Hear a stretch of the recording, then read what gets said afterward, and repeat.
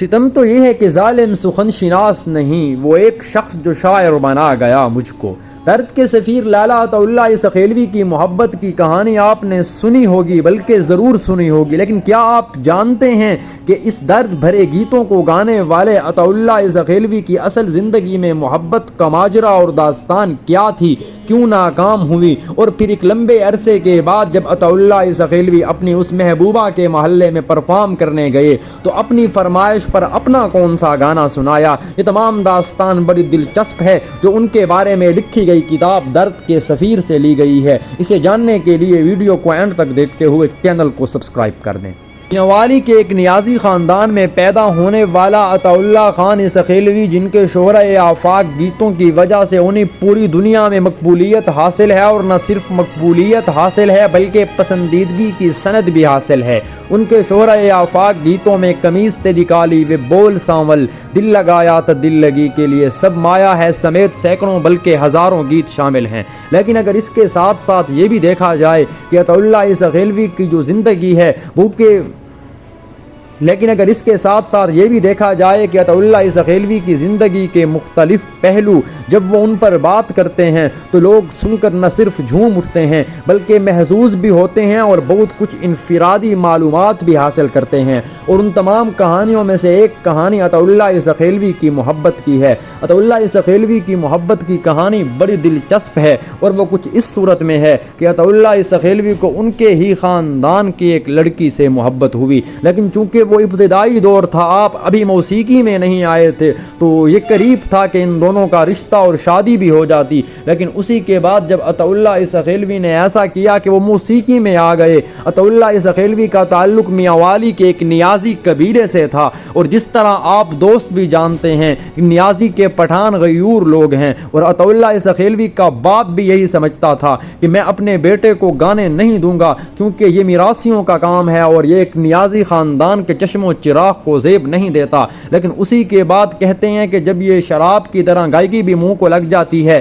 پھر چھوڑنے سے بھی نہیں چھوڑتی۔ لیکن اسی کے بعد جب عطا اللہ سخیلوی معروف ہوئے، نام کمایا، تو آپ نے انہی ہی اپنی محبت کو رشتہ بھیجا، لیکن انہوں نے تمام تر باتوں کو تسلیم کرتے ہوئے فقط اس بات پر اعتراض کیا کہ ہم تو میاں والی کے نیازی خاندان کے لوگ ہیں اور یہ گانے بجانے والا بچہ ہے، کیسے ہم اس سے شادی کرا سکتے ہیں؟ تو اس باتوں نے عطا اللہ سخیلوی کو بڑا دل برداشتہ کیا، اور نہ صرف دل برداشتہ کیا بلکہ عطا اللہ سخیلوی کی زندگی کا ایک ایسا واقعہ اور داستان بن گئی جو انہیں ساری زندگی یاد رہی، اور اس یاد رہنے والی داستان کو اپنے گیتوں میں درد کے ذریعے بیان کر کے عطا اللہ سخیلوی نے پوری دنیا تک پہنچایا، اور نہ صرف پہنچایا بلکہ عطا اللہ سخیلوی نے اپنے گیتوں میں اس پیغام کو بھی عام کیا جو محبت کا تھا اور درد کا تھا۔ لیکن اگر اس کے بعد ناظرین و سامعین اور خواتین و حضرات دیکھا جائے تو عطا اللہ سخیلوی کی محبت تو ناکام ہو چکی تھی، آپ نے بھی شادی کر لی، آپ کی اس رشتہ دار کی بھی شادی ہو گئی،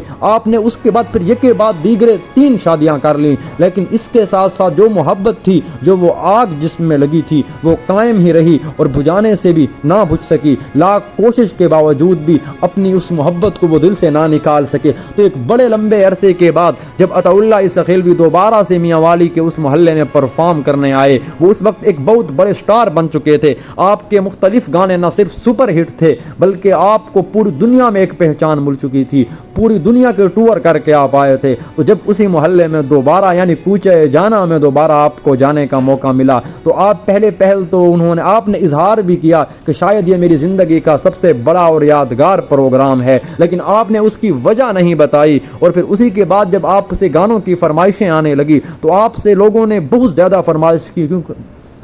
کیونکہ آپ اس وقت بہت بڑے سٹار بن چکے تھے۔ تو آپ نے ان تمام لوگوں کی فرمائش کو سوچتے ہوئے اپنی ایک فرمائش گانے کی صلاح دی، اور آپ نے کہا کہ میں اپنا ایک گانا، اپنی ایک پسند کا گانا آپ کو سنانا چاہتا ہوں تاکہ میں اپنی جو ذوق ہے اس کی بھی ترویج کر سکوں۔ تو لوگوں نے کہا جی بس عطا کیجئے، تو آپ نے پھر وہی اپنا گانا سنایا، پیار نل نہ سی غصے نل ویکھ لیا کر بیماراں نوں شفا مل جاندی ہے، تیرا دیدار چننا ساری مجبوری ہے، روز تینوں تکنا بڑا ہی ضروری ہے، پیندی ہے جے تیرا تے نظر بیماراں نوں شفا مل جاندی ہے۔